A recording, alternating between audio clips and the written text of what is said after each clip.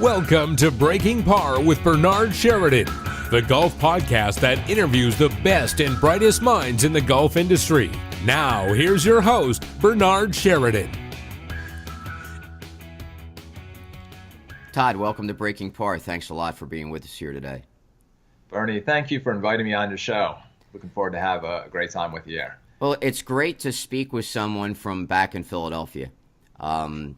Because I don't get a chance to do that a lot, other than my mom, who is still back in Philadelphia, and I always enjoy talking to people from where I grew up and lived for the bulk of my life. So welcome to this podcast.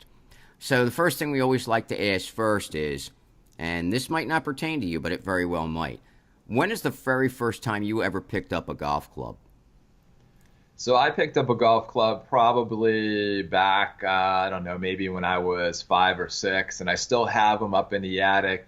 They are some old wooden shaft clubs with, hand leather grips on them, and I still have them as relics up there in the, in my attic that I need to probably put on the wall. And I remember back when I was younger, just taking them out in the yard and hitting them around and having an aluminum siding on the house, and I can't tell you how many dents I probably put into the side of my house with it. And that's really where I picked it up. It was just some wooden shaft clubs with and just getting out in the neighborhood and knocking the ball around. That's pretty cool. Because a lot of our guests, you're actually the first guest who said that, they had a wooden shaft club. As the first club that they ever picked up, which is pretty cool stuff. So you are a coach, and you are also involved in sports psychology and marketing, all different kinds of things to help people in the world of sports and in business. But today we're going to pick your brain for the sports psychology end of it in the game, and So when people come to you, I guess a question that I want to ask now is, when people come to you for your service to help them with their game, what do you find is the norm as to what they come for? And I understand it's for the mental game, of course, but what is usually the issues that they are facing that you see across the board? Oh, man. How do we have more than 30 minutes to talk about the we always have more than 30 minutes. See, the great thing about this podcast is that I'm in control of it. So I can make it as long or as short as I wish. I've had actually episodes over an hour and 10 minutes. If I believe that the topic is warranted to continue, then we will continue as long as you have time. Now, Bernie, you got to think about all the things. I mean, people pick this game up to have fun. So what's the opposite of not having fun? Frustration, mad, don't have time, lost their mojo, all of a sudden can't hit the ball anymore. They're, lost their rankings, their handicap's gone up. You just name every problem people have in life, and they try and solve it on a golf course. That's the really reason. Because, I'm trying to think of who quoted it, but, the game of golf is played on the course, between the 5 inches between your ears. Yeah, Bobby Jones actually quoted that. Yeah, I have it on my website. I couldn't remember who actually has it. But, that's where the game is. And the game is unique because unlike most sports we watch where they're team-based and there are a lot of action, this game is slow and there's a lot of time to think. So this is where everybody gets themselves in trouble because they think about the wrong things. They think about everything they don't want to have happen, and then they create that self-fulfilling prophecy. So, whatever it is, first tee jitters, can't hit the fairway, and the classic things that you work on the mechanics for is that you'll see that when, from your best rounds as a player and as a teacher and a coach, your best rounds were you almost had an out-of-body experience, didn't you? It wasn't even like you were there. It was just like your body was, you could easily move, swing that club and drive the ball wherever you wanted, and you didn't know how. It was just happening. That's true. I mean, probably my best round, I think was a total of like 2 hours and 50 minutes for 18 holes, and I would just hit the ball and go get it, hit the ball and go get it, hit the ball and go get it. I really was just I wasn't overly focused on anything. I just looked at where I wanted to hit it, and I hit it there. Right. And I hit it there like almost every shot. And it was just one of those, like, I can remember it vividly, actually. Mm-hmm. So the question is that how do we get you to repeat that? Because that's the question, right? Is you've had that euphoric golf experience, the one that probably would get you on the tour or some level, up, if you could do it again and again, right? And the harder you try, the worse it gets, right? The more frustrating it gets. Yeah. So you've got all these different variables that come into this game that where it's supposed to be relaxing and fun, it usually gets to be really frustrating, and people fight with it as opposed to coming back to where you were, with that. Hey, I hit it. I went, and you said some really cool things there, because there are things that I work with putting back in people's minds and teaching them how to do that. And, I hit the ball and I went and got it. And you also said something very interesting, because what most people don't do is I hit the ball where I wanted it to go. And most people will think about where all the places they don't want it to go. So think about all the time you're playing with people and there's a water hazard, right? And so what do people talk about in their head? I don't want to hit it in the water. I don't want to hit it in the water. I don't want to hit it out of bounds. I don't want to hit it out, in the rocks or the sand or, wherever they could hit it. Guess what they do? They've just told their unconscious mind what they didn't want, and they did it. Yeah. Then they wonder why they did it, and they're frustrated. It's because I don't have the latest clubs or the best balls, or I need new shoes or something, or, got to go sign up, some more lessons with Bernie and his crew there. And it's not really, any of those things. It's really how you're programming your unconscious. And in that part, playing that game, between your ears becomes, that way. So, you think about this. I kind of made a list, before we got here. If we think about some of the areas where people will normally get themselves messed up, is if you're playing, let's say, in a local league or tournament or, whatever level up into the pros, you're going to play different courses. So the idea, some courses you play well, some courses you don't score well, right? You've got the variable of the weather, because you don't know the control. You might go off at 8 in the morning, you might go off in the afternoon, so the weather's going to be different. You might have equipment problems. Not generally, but sometimes you break a club, or something happens, you forget a club. You've got the field that you play with. So all of a sudden, if you look at the the people that you're playing against in the tournament, and you might have your arch nemesis, and for whatever reason they're like kryptonite, and every time you're even in the same arena with them, you fall apart. You've got who you're playing with, whether you're playing in a foursome, you're playing match play, heads up, how does that get into your head? You have those that are around you. So I mean, it's not even you, but now you're up on the tee, you're taking a shot, but in your peripheral, you've got other people, the other fairways, the other greens, places around you that you're either, visually, you're hearing it, sensing it or something. Someone's driving a cart, someone's screaming because they scored well, or they blew it. You have the element of time. So this is a big one with people, especially as, people age, is that this game, unlike you say that you played it in 2.5 hours, most of the time people are out there, 3.5 to 6 hours, depending on how slow play is. So this causes a fatigue. not only physical fatigue in there because you need to refuel your body, but mental fatigue. And that fatigue turns into boredom. And when the boredom comes in, now we're back to this mind area, and the mind then tends to wander. And unfortunately, most people don't know how to control it. It wanders to what they don't want. It wanders to their back memories of when they made mistakes. And even when you compress that down in the boredom time, is that you only take action in this game every 5 to 15 minutes.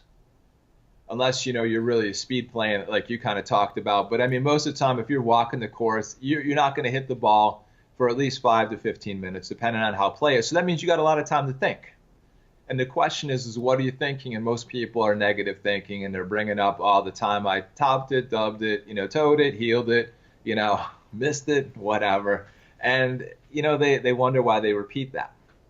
So you kind of get into this, and you begin to think about it, not only, just from your standpoint of, lining people up, working on the swing plane, the little pause, driving their hips, all the great technique.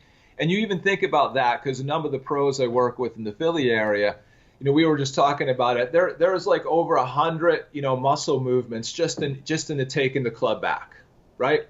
Not only just bringing it down. And your unconscious mind, your conscious mind can only handle 1 to 9 things at one time, right? So there's no way that you can talk yourself through that. Okay, grip. My left arm, I'm right-handed, so left arm straight. Bring it back, bend the wrist, pause, drive with my hips, my knees, hands through the ball, eyes on the ball, follow. There's no way it can happen because it's, the swing's done in, less than a second. Right? And the more you try and talk yourself through it, the more your brain screws up. So it's like we come back to it. It's you're relaxed, you're fun, and we call it muscle memory, but the muscle memory is because we've done it right, and we're letting it go and letting it happen in the right way, so we get a repeatable shot. So, when we kind of begin to add all these things up, we went from, things that we can't control with obviously like the course, the weather, and the people around us down to what we can control. And that goes on in our brain. Does that make sense? Oh, no, absolutely. It makes total sense. I know that people, unfortunately, usually when they're on the golf course, especially mid to high handicappers, they, as you said, they have negative thought process. They're always thinking about what they shouldn't do or what they don't want to have happen. It's funny, but there's another instructor that joins us occasionally for golf schools. His name is Alan Burton. He's a good friend of mine. And Alan mentioned to me a great analogy, and I'd like to use it here because I'd like to quote him. And he said, when you go into Baskin and Robbins to get ice cream, they have 31 flavors. You don't tell the guy at the counter every flavor you don't want. And there's a lot of them. So you tell him what you want. You look at the flavors and you say the one that you want. So if we relate that to golf, a lot of times what we want to do is, or at least what he mentioned, and I totally agree with him, you want to know where do you want the ball to go. You don't need to think about all the places you don't want it to go. You just need to think about the places that you want it to go. And why jog your brain up with all this other negative information when it's going to get absorbed, as you mentioned, into your subconscious, and now your subconscious is going to steer it to where you don't want it to go. Now, do you find that the brain itself doesn't know the difference between do and don't? Great question. Let me show you an example for your audience here. So I'm going to use my hands. I don't want you to imagine there's a pink elephant next to a purple palm tree. Don't even think about the pink elephant and the purple palm tree. Don't even let that thought of a pink elephant and a purple palm tree just get into your head there. Why are you smiling? Because you're thinking I'm thinking about a palm tree with a pink elephant under it. But I told you 3 times not to do it. So understand something from neuroscience is that your mind cannot not do something. Okay? Your mind cannot not process that. So if you say, I'm not going to do something, it first has to do it, right? So if I say, don't think about the water hazard, don't think about the sand trap, your brain first has to think about that sand trap before it can do something different. And what happens with most people is that they get down into the rabbit hole of the sand trap, or what would be, the process of, getting out of it, or there when they haven't even gone there yet, right? They haven't hit their ball there. And their brain just hears sand trap. Okay, I'm going to hit it there. And they most likely do, unfortunately. And so, kind of what you have in my office when people come in is I have a whiteboard and I have a line there that says, what do you want? What do you want? And then I have a vertical line that says, what do you don't want? Because most people can tell me what they don't want, but they can't tell me what they do want. Yeah. I think a lot of people don't know exactly what they want, to tell you the truth. I mean, I really do. I believe that they know that of things that they dislike. Now, do you believe, as a sports psychologist or a psychologist just in general, that when we're raised as children, we're told more of things not to do than things to do? And maybe that's why we think that way? I know that when I had my kids, I would say, no, don't touch that. It's hot. Right. I would never say, as they went towards it, and I think it's just more of a reaction to stop them from getting hurt. But I've always tried to find, at least more with my son than my daughter, because I made a lot of mistakes with my daughter. I figured it out by the time my son came along. And I would say to him, hey, pal, let's do this instead. As opposed to saying, don't do that, I would say, let's do this. Wouldn't you rather do this than that? And and I didn't always do that, but I tried to. Right. See, think about it when they're little, and I kind of was doing this when I had my kids. So, they're playing near an outlet, or there's a knife around or something, and you say, if you say, hey, don't touch, they're not even aware of the outlet on the wall, or the knife or something that could damage it. But as soon as you say don't touch it, now all of a sudden you've directed their brain to do something. So they don't hear the don't or any part of the conjunction not, wouldn't, shouldn't, couldn't, and then their brain goes there. So it says touch the the knife or the wall socket, right? Right. And then they become fascinated with it.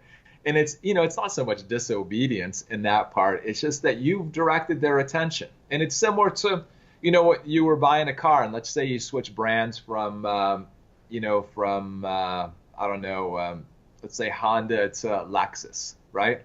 And you thought, hey, this new Lexus is the coolest car. I found the sharpest model, the best color. And the thing about it, as soon as you got the car, your brain's got a certain part, in it that activates. And all of a sudden, you notice every one of that same model and same color, and you were totally oblivious to all the other cars there. And it just become the awareness, because now all of a sudden you've opened up that, that filter, right? And you've allowed that to happen there. And that's just kind of how our brain works. And so when you begin to understand that, now you can begin to restructure that to what people want, and start to talk about it from that vantage point. So that especially, when I'm working with people, one of them is that you notice that if we talked about your best round, you were in a certain state, you were relaxed, you were focused. So there was, all these physical characteristics about that best round. So what we want to be able to do is we want to be able to repeat those. And that's why when people talk about the zone or the flow state, right? So most people think of it as some magical place, and, it's like the Quidditch in Harry Potter, like I got to chase this little thing around. And really, no, it's a repeatable state that we do. Most people just repeat the wrong thing, so they're in the zone for failure or mistakes, and they are in a zone for performance. But it starts out fairly small, but you want to begin to grow that. You want to be able to grow that comfort level of being in the zone.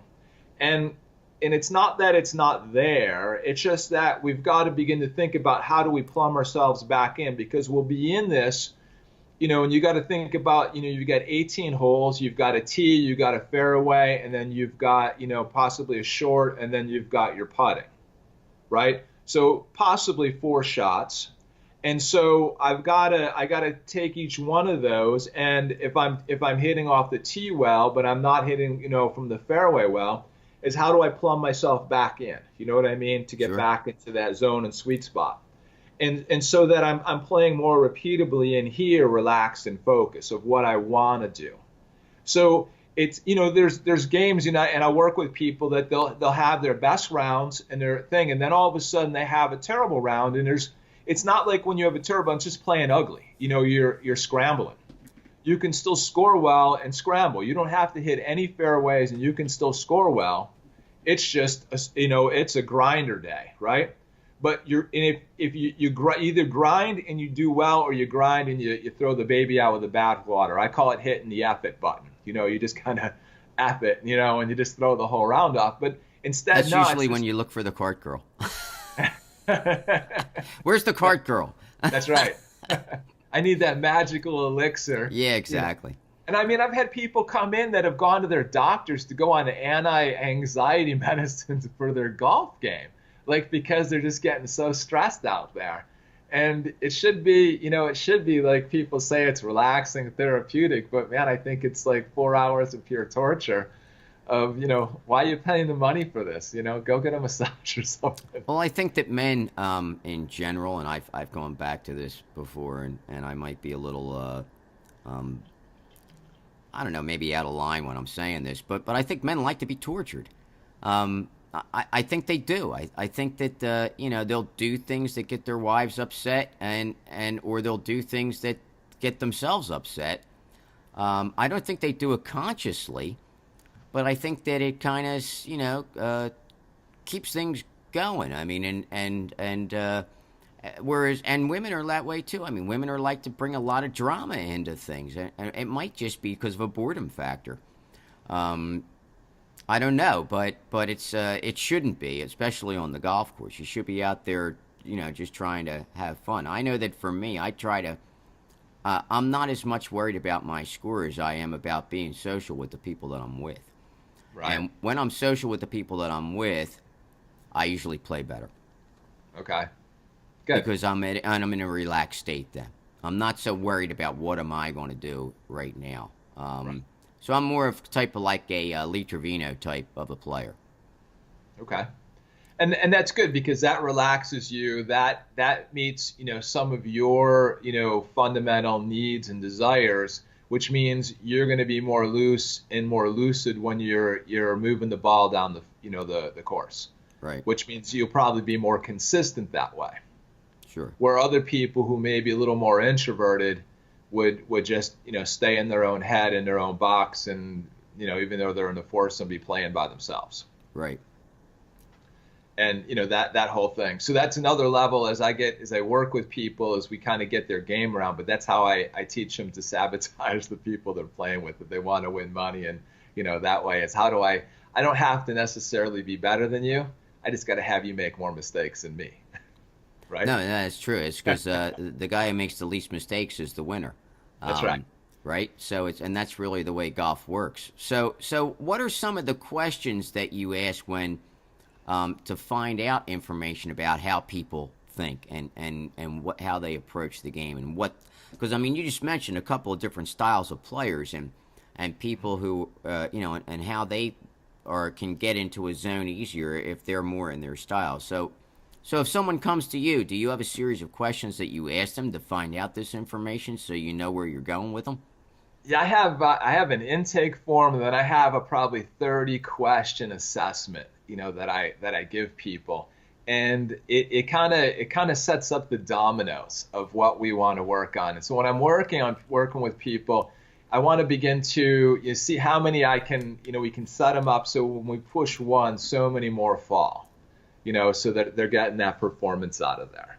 And it gets pretty easy, but part of it is they'll start to talk. And as I get talking with them, I'm really good at having their unconscious mind speak to me and really sort of let me know. And we begin to test it out. And what makes a difference between me is in all the other sports psychologists out there, the Rotellas of the world that have been out there and they're more published than I am. But I use a lot of hypnosis. So it's kind of combining the neurosciences and hypnosis together because it's quicker to get to the area of where the brain can make changes. So when we come back to, I'll come back to your specific question in a second, but let me explain to your audience how the brain works. So we've got a conscious part of your brain and an unconscious or subconscious, right? Yep. So your conscious mind can handle 1 to 9 things at any one time, and they're usually just women on the higher end, guys on the lower end.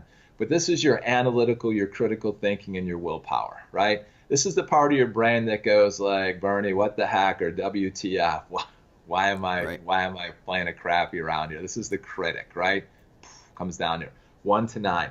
Now, how many things do you think go on in your subconscious, in your unconscious part of your brain? If there's 1 to 9 over here, give me a number. 1. Oh, come on. It's got to be more than 9 over than here. So give me some numbers. So if it's more than 9, then I guess it could be infinite, really. I mean but it probably isn't. So, and I'm really not sure. So that's why I don't know what to answer here.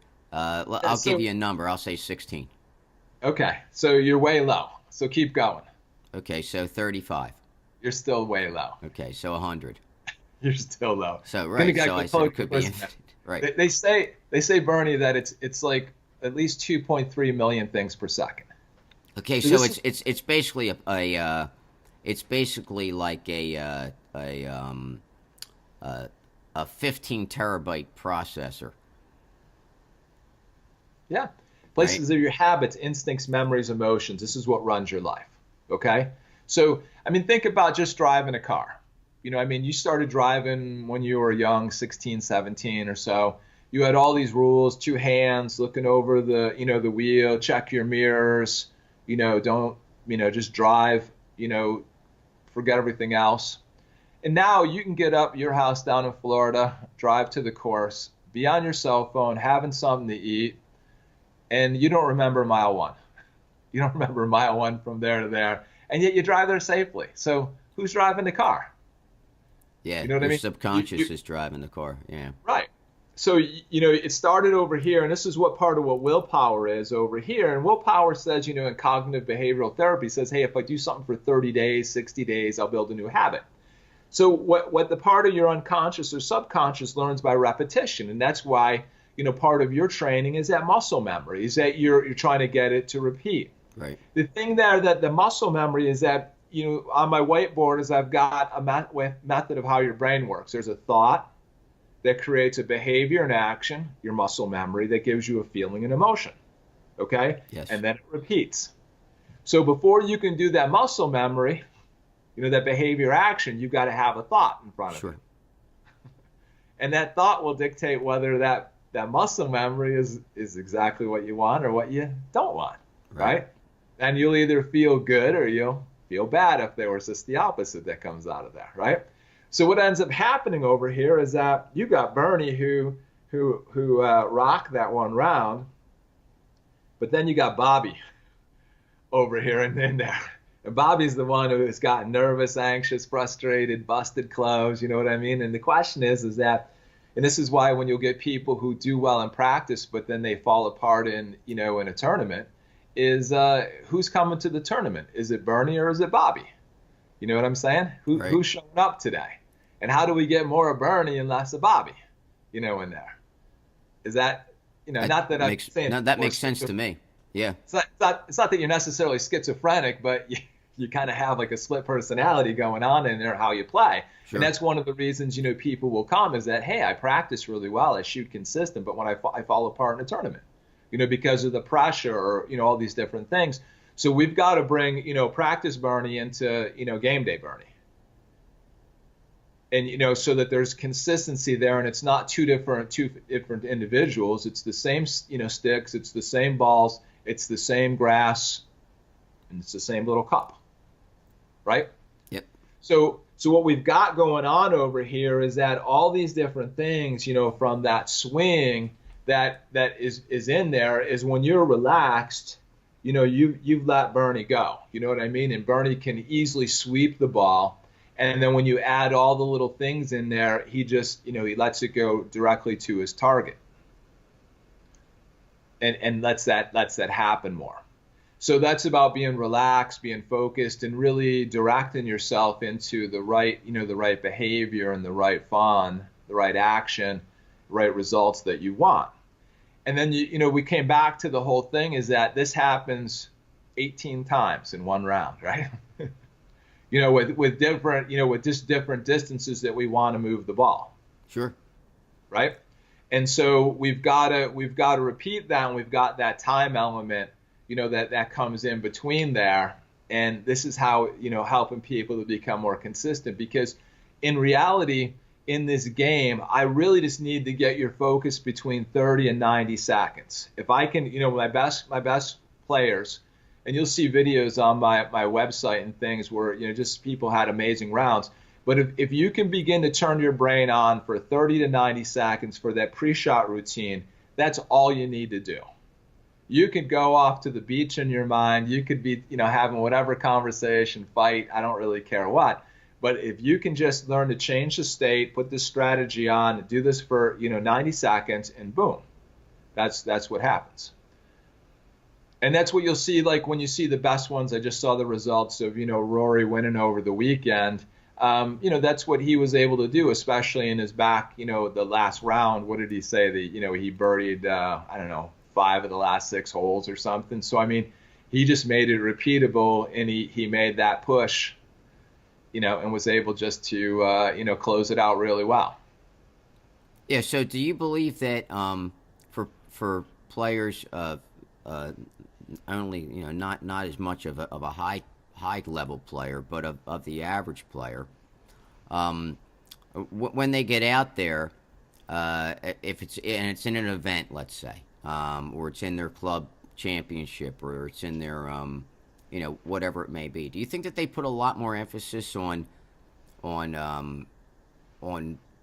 making it more important than anything else, and that's why they have these issues? Or whereas a lot of times tour pros, they'll have more issues in majors because it's more important to them than any other event. It's just not another normal day event. I mean, do you find that if they can make it more of like a normal thing than what they normally would be doing, and how would you go about that? Is that through hypnosis? Do you use a trigger?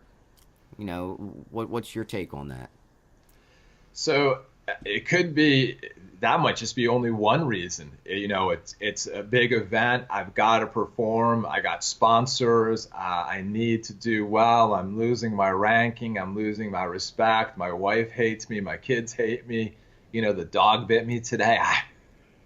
Could be 1,000,001 reasons that, people, hold that idea in their head, right? But like I said before, between Bobby and Bernie, is that I got to bring practice Bernie into that tournament. I don't care if it's for baseball, football, whatever sport I'm working with, business, is that when that happens, that's where we get repeatable play. Right. Okay. Repeatable play, because you got to remember that this game of golf is very similar to baseball. Is that even with the pros, there's probably between 5 and 7 really good shots in a round. So five out of 72, whatever the average finishing score is going to be. So what are we talking? Maybe 8%. We pay good batters, multiple $1 million contracts if they do 2 out of 10 right, 3 out of 10 right. They get closer to 4, man, then they're really worth their salt. Yeah. You know what I'm saying? So in this game too, is that you've got to, it's beginning to understand that. And so the strategy is not that it's not perfection. It's just, it's fun and consistent. You know what I'm saying? And so that if you're beginning to consistently get it down, with, let's just say that you're, not, a good player, but you're a bogey player, right? So, you're hitting 1 over on every hole. So you're consistently doing that. So then you begin to slip in, and how do I move that so that I'm making more pars? You know what I'm saying? And I'm getting more comfortable with it. And one of the mental training, that I love to do with people as we get going is you go back to Annika Sorensen, and she had one of the best strategies, and that was, 18 under par, shooting a 54, I think it was, right?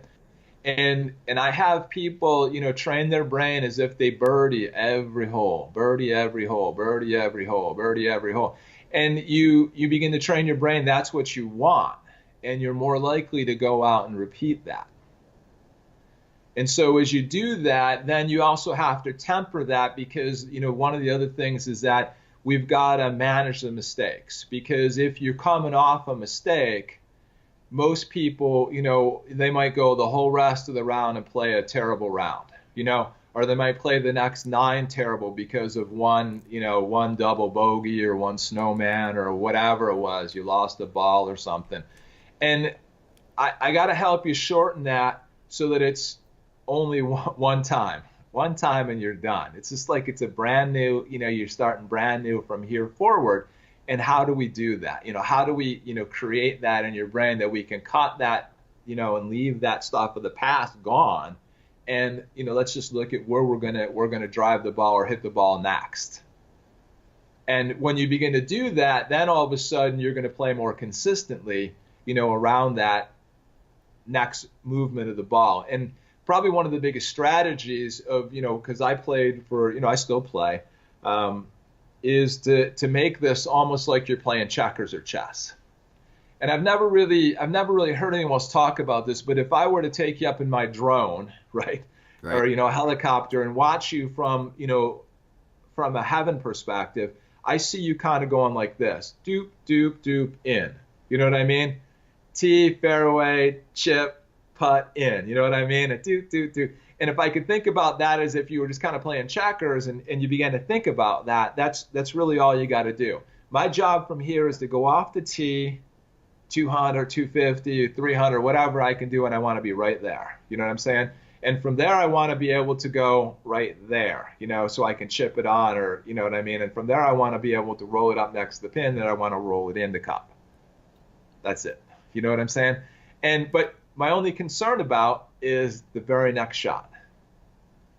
What I commonly will get from people is that they'll be thinking about the next hole, the next, thing, or they'll be thinking about, an opponent or something. Nah, you only have one thing to do.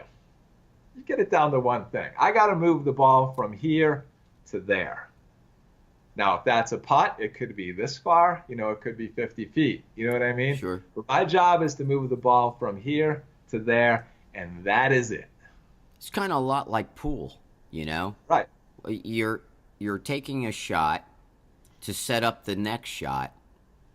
So wherever you're going to sink that ball, you're going to make sure that you sink it so you leave yourself the opportunity to sink the next one. Correct.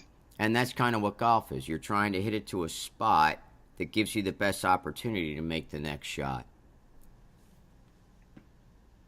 And if you just begin to play it that way, it changes the game. It's not about 3 shots or 3 holes or where are you on the scoreboard. It's just I got to move the ball. And that's really what they say about or when they say stay in the moment. That's really the moment, as opposed to what you mentioned, where if someone makes a bad shot or they make a double bogey, then they think, how am I ever going to shoot a 72 today with a double bogey? Now I got to make it up, and then they start thinking about holes ahead instead of just thinking about what do I got to do with this shot to put myself in the position to make the next shot at the best that I can. Mm-hmm.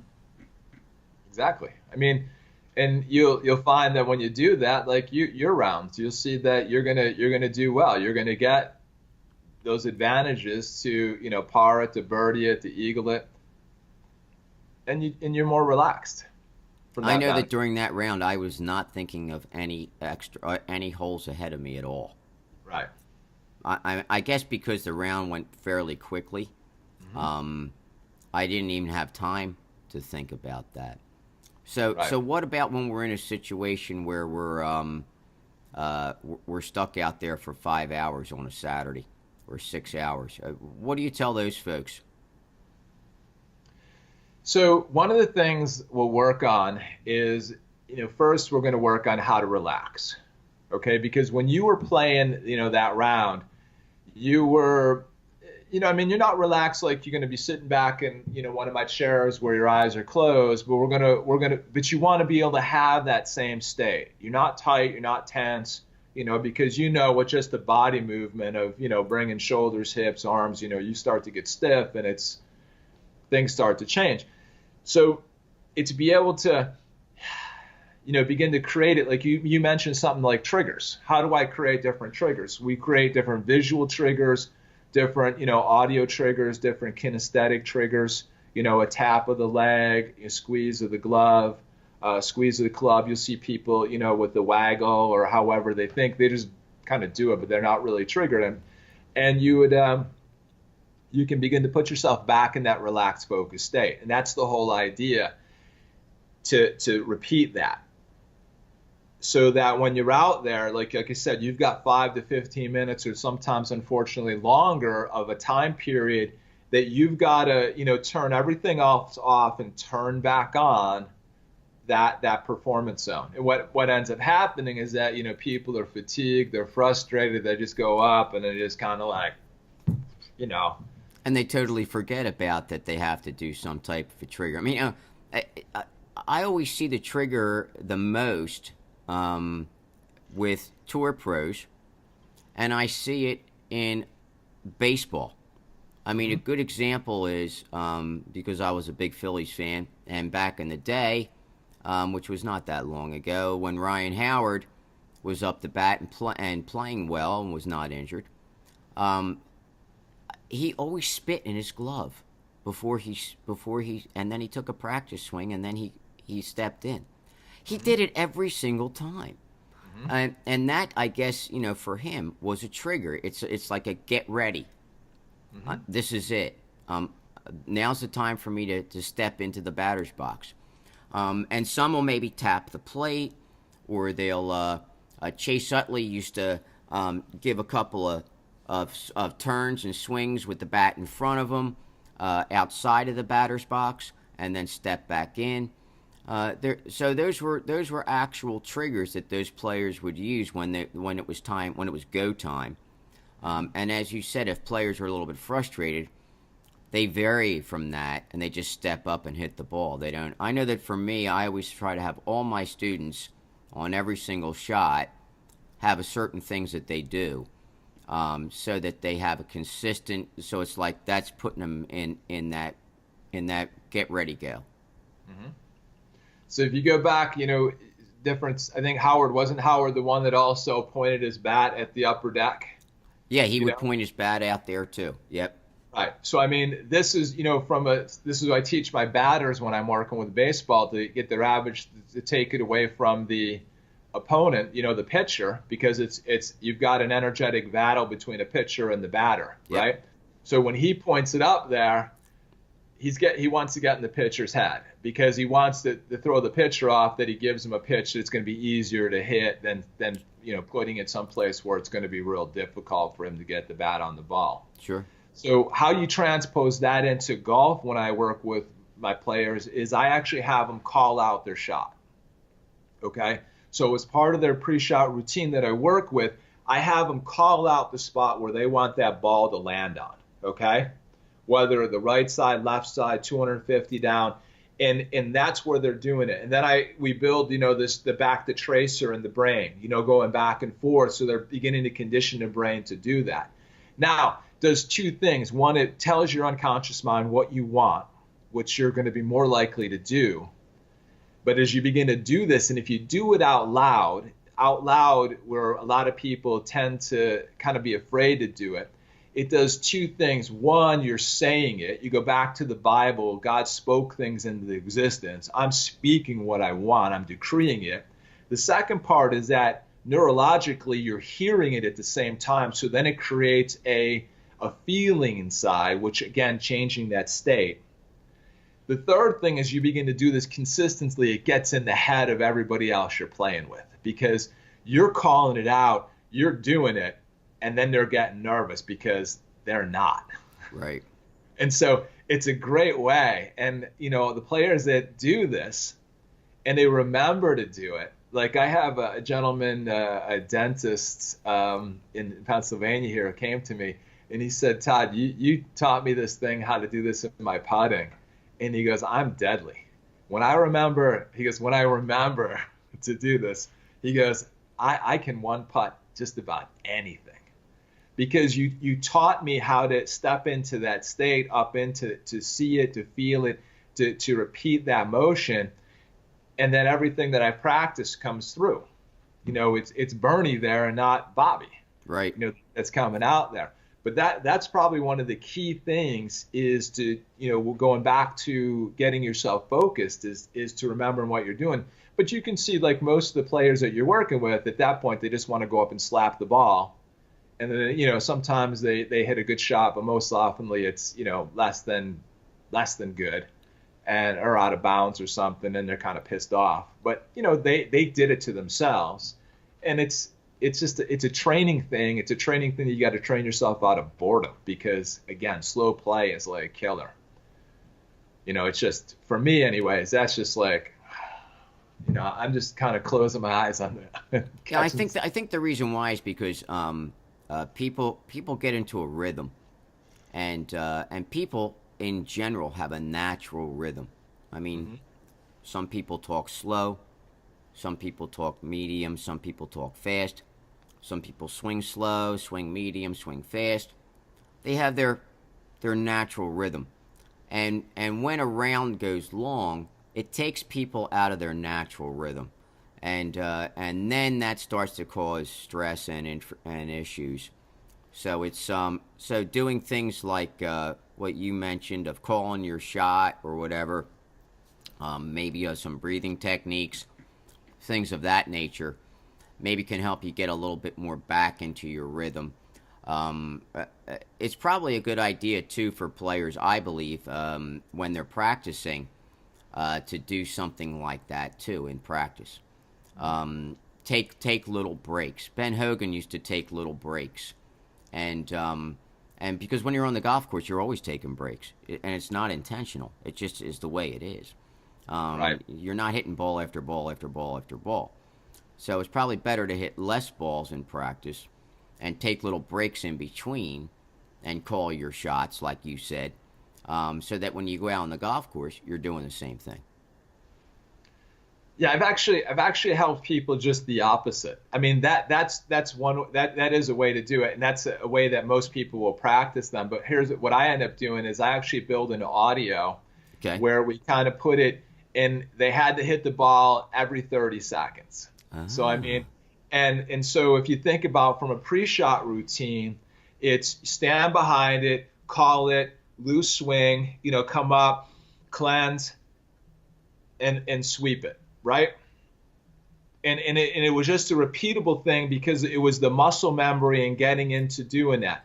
See it, call it, move it, loose swing, whether behind the ball or next to the ball. And we've already worked on relaxation techniques so that by the time they've listened to the recordings we've made from our sessions, they're already being able to, de-stress that whole process, put themselves in there and sweep it. Because if they have to do it time and time and time and time and time again in practice, they're actually putting themselves under stress a little bit, right? Because they got to quick do it again. Right. And so, it's just kind of getting it, repeating it, and it's a cadence so that when you're, again, like we said, is that you've had that time, now you've got to turn it back on. That's the key thing, is to be able to turn it back on when it's your time to hit the ball. Very cool. That's the whole part again, is that I got to compress everything that you and your team do, into a 30-second to, 90-second window, right? And that window happens every 5 to 15 minutes. Right. It's not like we're running up and down the field, you know what I mean? And, offense and defense or, batting and things like that. These are one-time events that happen, and they're unique events because every time you play, you're going to be in a different spot on the course, right? Slide uphill, slide downhill, side. Yeah, it's never the same. Yeah. It's very rare that you hit it in the exact same spot. Right. And that really becomes part of the whole process of helping people, but it's helping them to play differently. You know what I mean? It's the science of this part. And, looking at all those things, whether it's thinking at it, like you're moving it like a chessboard or this area, and then getting them to slip into that zone. So I want them to be able to get there. And, they're going to have rounds, again, that are just like your day. There's going to be other days that, they got to scramble and they're playing ugly. And it's okay to play ugly. Just keep playing ugly and you're going to do well. And as you kind of do well, with that, you're going to frustrate everybody else that's with you. Yeah, there's some players who've made careers at that. Seve Ballesteros used to play some pretty ugly golf, but and that really got into the head of his opponents, and he always pulled it off. Right. So that's true. I mean, it's very interesting. And that come down to the final day where you're matched up against your opponents. That's what it is. Who's going to making the least amount of mistakes? It's true. And to think about that, and so that means so the opposite of that. I don't really kind of go positive negative, but what I want is I want to be more consistent, right? And I only just got to be one shot more consistent than you, and I win. Right. That's right. That's really it. I just got to be one shot more consistent than you, And if I can get into your head, which is really kind of the second level and third level work on people, I get you to mess up. So you could be, have five better handicap than me or something like that. I just got to get you to screw up. Yeah, that's true. And I can overtly do that. I go out and play with people all the time, and I'll mess around with them. Just from the standpoint of that, so they're cursing at me and but I want to just show them that, hey, this is, and the good people know how to ignore me or use, ultimately use me, because I got, this is part of the whole idea of using this is how do I use this noise to help me play consistent, right, to fuel you, right? So the two extremes in working with players is that. Sometimes is, like when it's cold here and sometimes I'll be with one of the pros we'll hit, in the winter, like where you hit out of the little, the kind of the opening. Sure. It's like I put a bubble around you. You know what I mean? I put a bubble around you and you become totally insulated to everything else, that's going on. And that's one way. And that works well for a lot of people, as long as nothing pierces through the bubble. However, if I can do the opposite way, is that all the other noise only helps me relax and move the ball to where I want to go, then anything can happen and you're going to be consistent. Well, it was a very interesting conversation, and I'm sure that our listeners are going to gather a lot of great tips here and understanding. So for players out there in our listening audience who'd be interested in working with you, because I know that you mentioned you do work through Skype, so you can work with players no matter where they are in the world. So what is the best way for them to get in touch with you and to find out more about what you do? So again, my name is Todd Stofka. The website you can look it up is Philly Hypnosis, PhillyHypnosis.com. And there's a whole section under sports psychology there. And you can give us a call at 877-557-7409. That's great. Well, look, what we always like to say in parting is, until we meet again, do your best to keep it in the short grass. And it was great having you on. It was a pleasure. So maybe what we can do is come back and take one of these topics and dive into them a little deeper next time and have some fun with the audience. That would be great. That would be great. I would really like to have you back and do that. Bernie, I want to thank you for inviting me on the show. I had a great time with you, and hopefully we'll meet in Florida soon. All right. Sounds good. We'll see you then. Thanks. You've been listening to Breaking Par with your host, Bernard Sheridan. Follow us on Twitter @BreakingPar and on Facebook @Par Breakers Golf Academy.